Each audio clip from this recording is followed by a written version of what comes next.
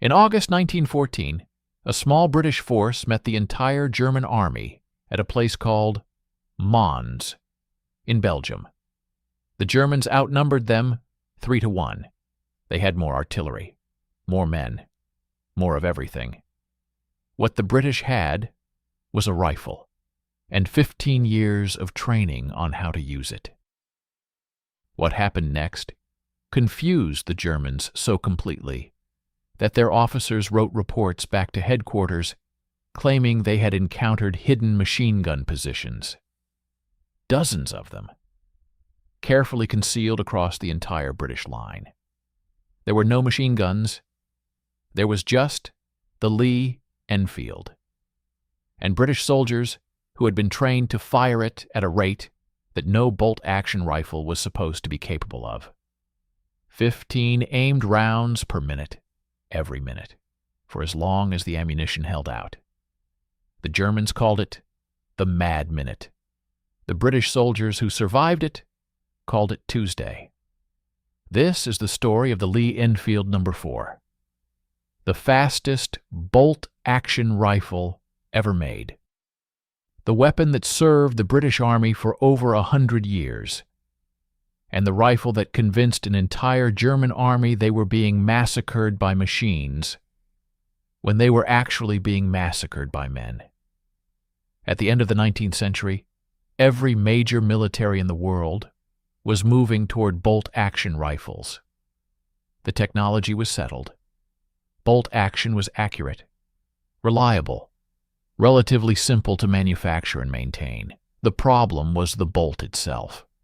On most bolt-action rifles of the era, operating the bolt required a specific sequence of movements. Lift the handle, pull it back, push it forward, push it down. 4 distinct movements for every single shot, each one requiring the shooter to break their cheek weld from the stock, reposition their hand, complete the movement, and reacquire their sight picture. At the rate most soldiers could manage this, you got perhaps 8 to 10 aimed shots per minute from a trained infantryman. Maybe 12 from an exceptional one. James Paris Lee had been thinking about this problem since the 1870s, and he had a solution. James Paris Lee was a Scottish-Canadian gunmaker who had been obsessing over bolt-action design for decades. His insight was simple but revolutionary. The standard bolt action locked at the front of the action, which meant the bolt handle was at the front, which meant every shot required a long, slow movement to fully cycle the action. Lee moved the locking lugs to the rear of the bolt. This meant the bolt handle sat further back, closer to the shooter's natural hand position, and it meant the bolt travel, the distance the handle needed to move to complete a full cycle, was significantly shorter than any competing design. Shorter bolt travel meant faster cycling. Faster cycling meant more shots per minute. More shots per minute meant something that no other bolt-action rifle in the world could claim. When the British Army adopted Lee's design in 1895, combined with Enfield's barrel and manufacturing, the result was the Lee-Enfield, a rifle with a 10-round detachable magazine at a time when most military rifles held 5. A bolt action so smooth and short that trained soldiers could cycle it almost without thinking, and a trigger pull so clean that accuracy suffered almost nothing from the speed of operation. The Germans were about to find out what this meant in practice. The British Army in 1914 was a professional force, small by European standards, but trained to a level that no conscript army could match.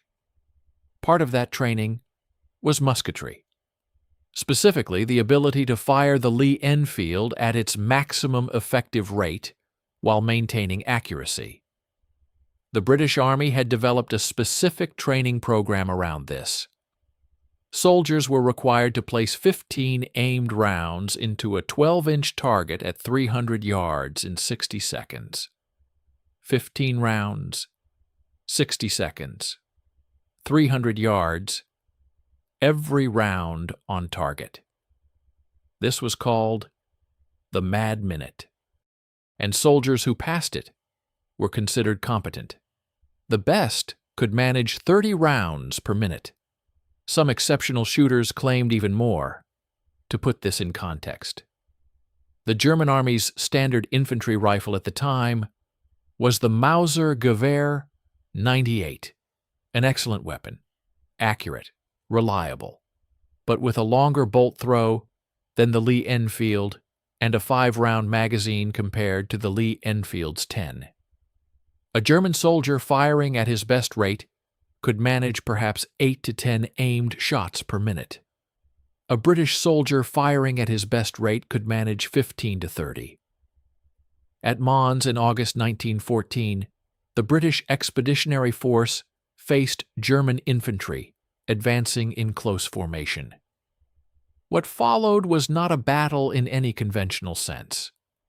It was a demonstration of what happens when a professional army with superior rate of fire meets a larger force that doesn't understand what it's facing. German soldiers fell at rates that made no tactical sense. The volume of fire coming from the British line was simply impossible to reconcile with the number of men they could see. Officers at the rear of the German formation, watching through binoculars, saw muzzle flashes along the entire British line at a rate that could only mean one thing: machine guns, hidden machine guns, dozens of them. There were no machine guns. The original Lee-Enfield served through World War I. But by the late 1930s, with another war clearly coming, the British Army looked at their standard rifle and decided it needed improvement. Not because it was slow, not because it was inaccurate, but because manufacturing it was expensive and time-consuming. Britain was going to need millions of rifles. The original Lee-Enfield took too long to make. The No. 4 was the solution.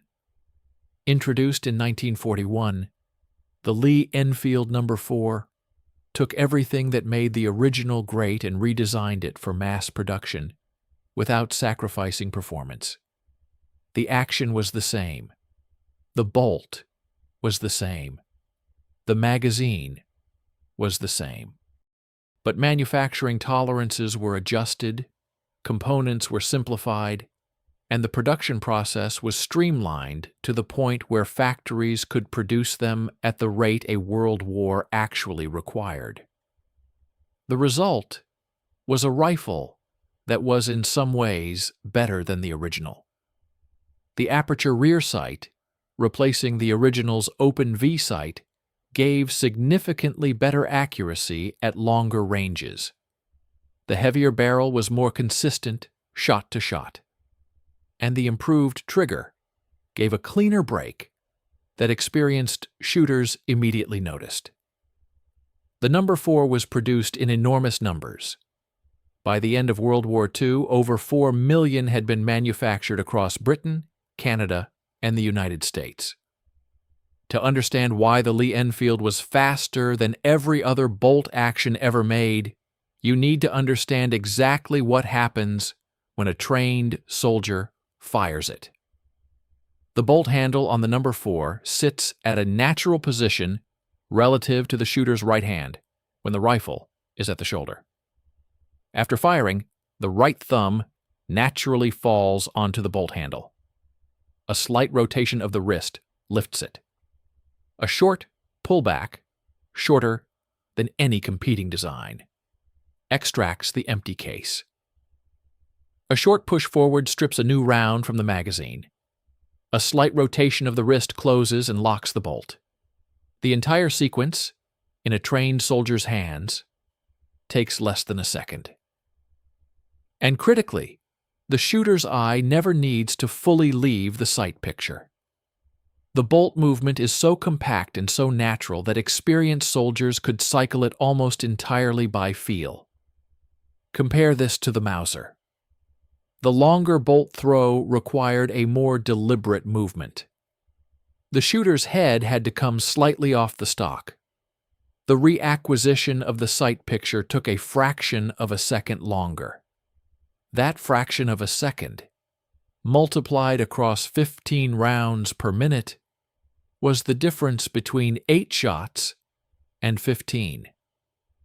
In a firefight, that difference was everything. After World War II ended, most military establishments assumed that bolt-action rifles were finished as frontline weapons. Semi-automatic and automatic rifles were clearly the future.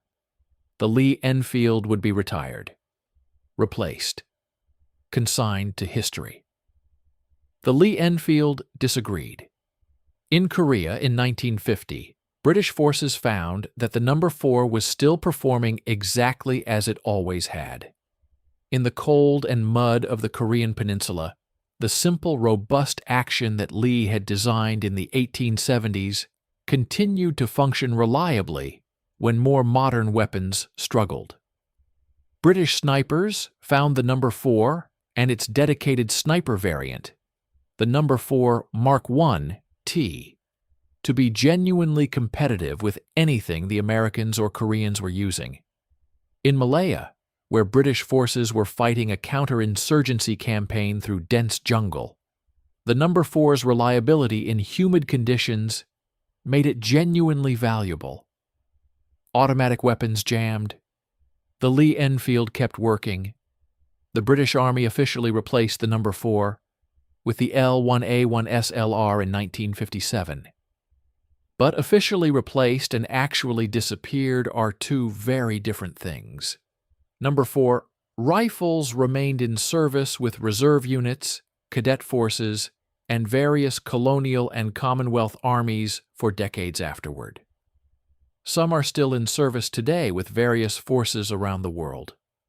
A rifle designed in the 1890s, refined in the 1940s, still doing the same job in the 21st century. In 1914, a British sergeant, named Instructor Snoxall, set a record at the School of Musketry at Hythe. 38 rounds, fired at a 12-inch target at 300 yards in 60 seconds. 38 aimed rounds.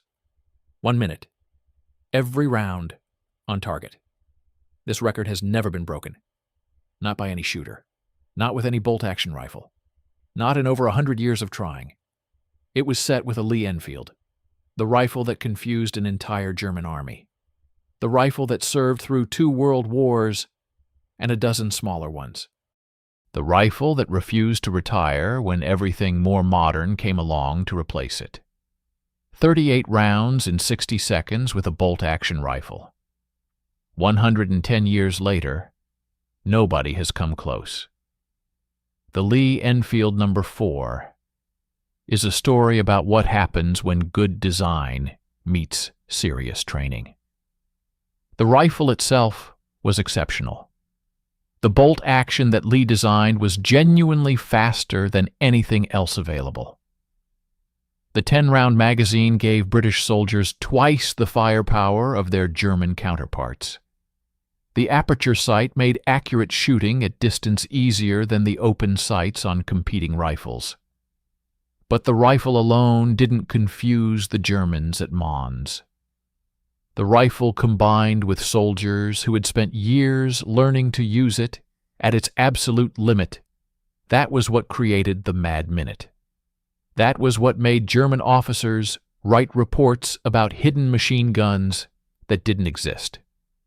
The Lee-Enfield No. 4 is not the most famous rifle in history. It's not the most glamorous. It doesn't have the mythology of the AK-47 or the cultural presence of the M16. What it has is a record that has stood for over 100 years, and a reputation earned in the mud of France, the cold of Korea, and the jungle of Malaya. 38 rounds, 60 seconds. No machine gun required. If you enjoyed this, check out our video on the Delisle carbine, the British sniper weapon so quiet that enemies didn't know they were being shot at until it was too late. Link is up there. Subscribe if you haven't already. See you next time.